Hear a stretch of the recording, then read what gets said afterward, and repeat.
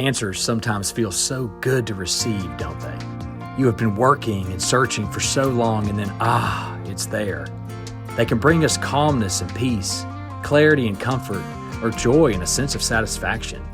It's the pursuit for answers that can sometimes get frustrating and just frankly exhausting.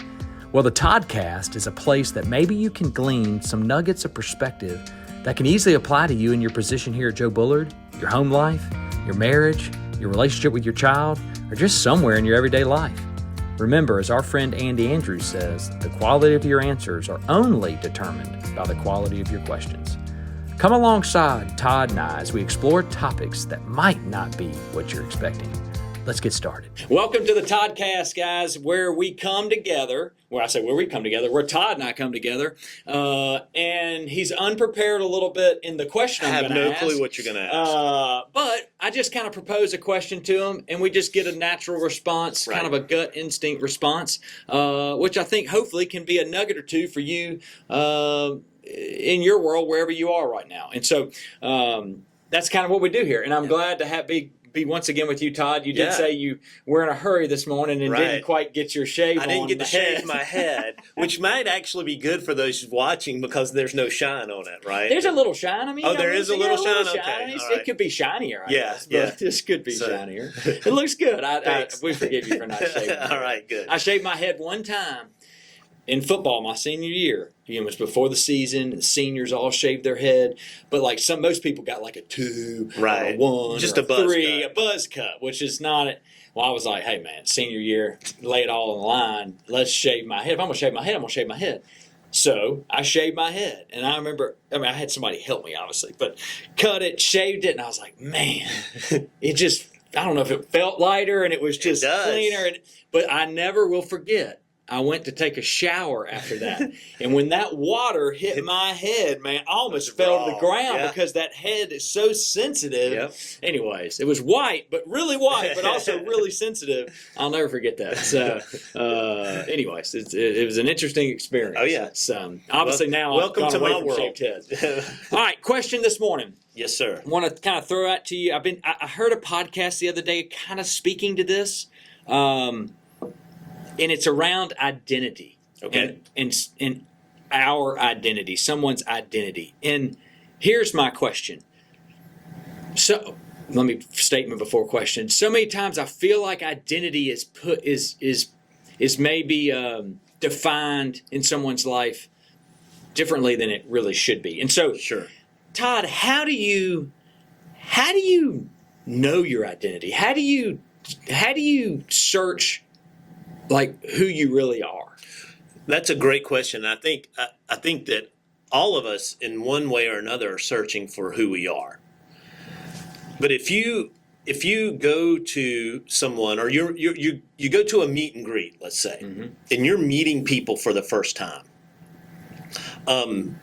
what's one of the first things you ask about someone? What do you do? What do you do? Right. So I think for a lot of people, we find our identity in what we do, and how we make a living. How we make a living, and because that has for so long identified who we are. So and we make judgments on people's identity, right, by what we do. I mean, you're in the car sales business, and there's he's a car salesman. Yeah. That's an identity, or he's a lawyer, or he's a pastor. Or most conversations since I've been alive have revolved around cars to some degree in that conversation. Right, exactly. When you meet somebody. Exactly. And so you're the car guy. Your family's in the car business. Can you get me a car? Exactly. Right. Which is not bad, but it's true. No, but it's how people identify you.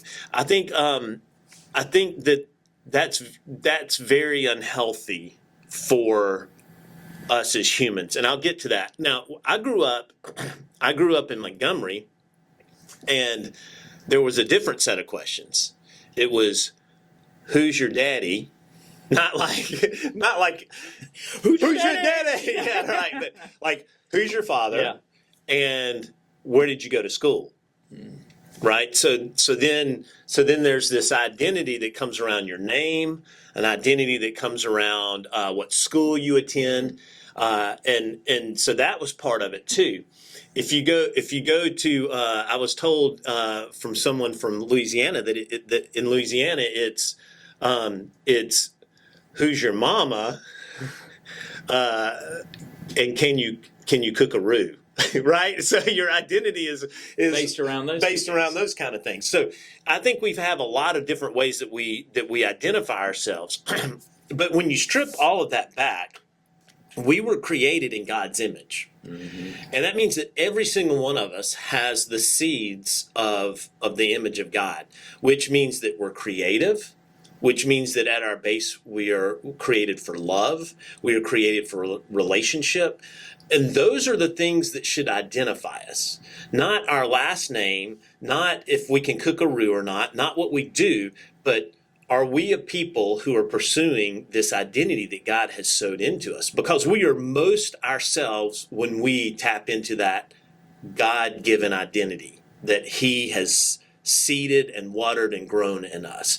It's this identity to love. It's an identity for relationship. It's identity for doing good in the world. When we tap into those things, we become who we are to be at our core. I also think that God gives us gifts and He gives us experiences, and those gifts and experiences shape us and mold us into who we are.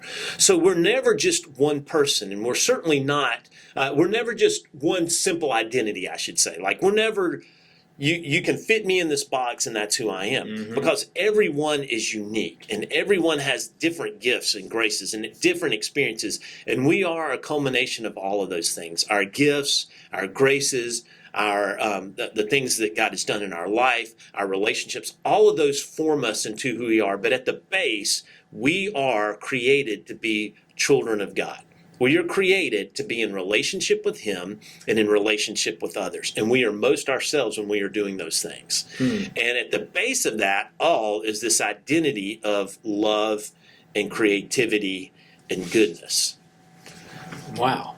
Yeah, I mean, but in reality, right? I know we get this wrong most of the time. Let me speak first person me. I miss it a lot of times. Well, and so I think the way we can go about it is we start by not asking those questions, like what do you do? So what do you? All right, let's role play. Hey, Todd, nice to meet you. Yeah. Nice to meet you, Ty. How's it going, buddy? Yeah. So your question is, what do you say? Well, tell me something that you've done lately that really was impactful for you. What's a great experience you've had recently? I like that. Because then you're diving into you've done recently that's impactful. Yeah, because then you're diving into, okay, what does this person choose to do? What not what they do for a living, but so ask interesting questions. Yeah. And I think that if we learn to ask interesting questions, we can learn then to lead with interesting ideas too about ourselves. Does that make sense? That makes a lot of sense. I like that. And I think one of the biggest problems that we have is a lack of curiosity about people. We choose to identify people and put them in a box and keep them at arm's length. And if we really want to experience someone, we need to start asking instead of judging, be curious about people, right? Instead of judging them and prejudging them, oh, you do this for a living, I've put you in a box. Or, oh, you come from this part of town, I put you in a box. Or, oh, you went to this school, I put you in a box. Don't do that. Be curious. Ask interesting questions about people, and you'll get to the deeper part of who they are. You'll get to their relationships, what they value. You'll really tap into how God's wired them and their identity, and then you can celebrate some of those things. That makes a lot of sense. Just change the question. Right. Which will lead you to different answers, yep. Which leads you to a different level of curiosity. Right. And I will say this, I've practiced this quite a bit, and what I find is that oftentimes the least interesting thing that I find about someone is what they do. I mean, because, that's because especially, and I would say this for 20-somethings, 30-somethings, their identity is not in the work.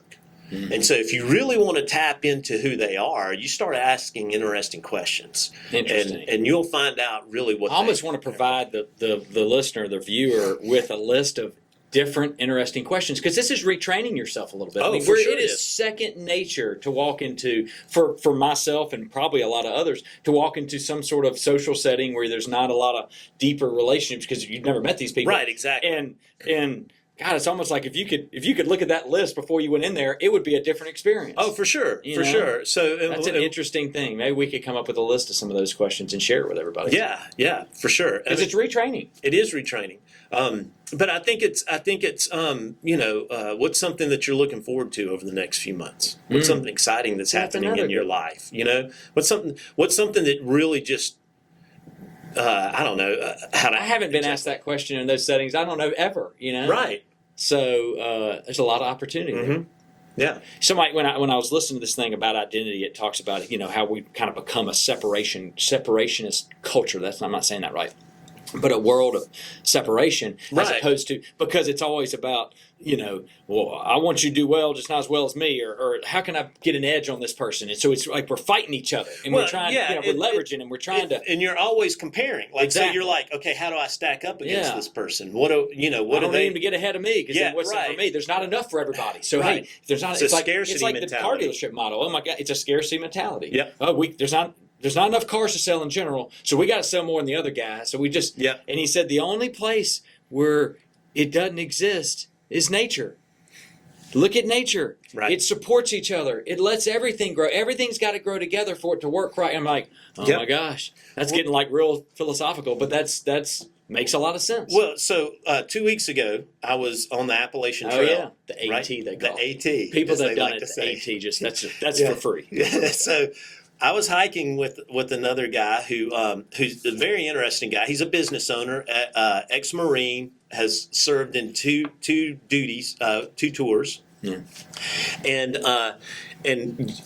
when we came across people on the trail, they didn't ask what we did. Like, that was not part of the conversation. It was so many different other things, and we found out so many interesting facts about people. And to this point, I don't know what anyone, literally no one I met on the trail, and there was about 50 people, do I know what they do. Interesting. Yeah. It's a different ecosystem. I think this is to me, it's just a very relevant topic. It's something that we probably need to talk about more. And I think that is super information with those. Just change the question a little bit, because we're all facing those situations every day. Yes. So and don't judge, be curious. Ask good questions. Curious over judgment. Yep. For sure. Curiosity over judgment. That's what we'll take away. Thank you so much, Todd, for sharing that with us. Yep. Till next time, guys. Thanks for watching the Toddcast.